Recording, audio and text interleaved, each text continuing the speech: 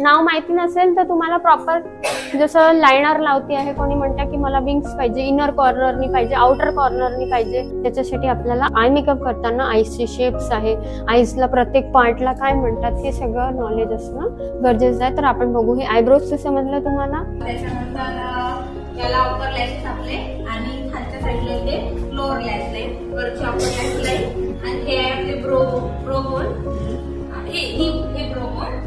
याला जे बॉल सारखं असतं त्याला आयब्रोज म्हणतात.